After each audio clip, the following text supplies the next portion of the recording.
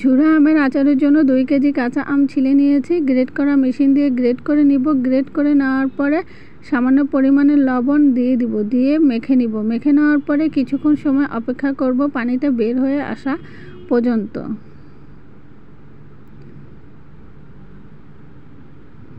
চুলায় কড়াইয়ের মধ্যে সামান্য পরিমাণে 5 ফোড়ন দিয়ে নেড়েচেড়ে ভেজে মিহি করে গুঁড়ো করে নিব। মিহি করে গুঁড়ো করে নেওয়ার পরে এখন 2 চামচ হলুদের গুঁড়ো, 2 চামচ মরিচের গুঁড়ো দিয়ে ভালোভাবে নেড়েচেড়ে মশলার সাথে মিশিয়ে নিব। এদিকে গ্রেট করা আমের পানি চলে এসেছে। ক্লিন করা শপিং ব্যাগ দিয়ে ভালো করে চেপে চেপে আমের পানিগুলোকে বের করে নিব।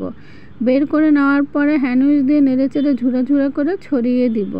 ছড়িয়ে দেওয়ার পরে এখন গুঁড়ো করা সব মশলাগুলো দিয়ে ভালোভাবে মিশিয়ে নিব। মিশিয়ে নেওয়ার পরে আবার ভালোভাবে নেড়েচেড়ে ঝুরা ঝুরা করে ছড়িয়ে দিব। একটু হালকা শুকিয়ে আসলে কাঁটা চামচ দিয়ে নেড়েচেড়ে ঝুরা ঝুরা করে দিতে হবে। ভালোভাবে শুকিয়ে নেওয়ার পরে এখন আমি দেখিয়ে দিচ্ছি কি পরিমাণে ঝুরা ঝুরা হয়েছে।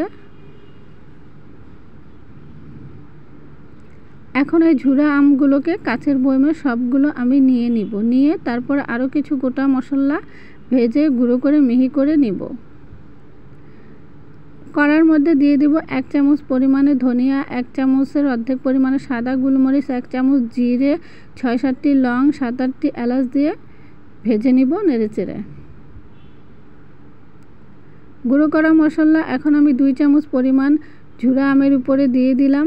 দিয়ে সরষের তেল গরম করে ঠান্ডা করে নিয়েছে, এখন আমের উপর দিয়ে দিলাম। এখন চামচ দিয়ে নেড়েচেড়ে একটু মিশিয়ে দিব মশলাগুলোকে।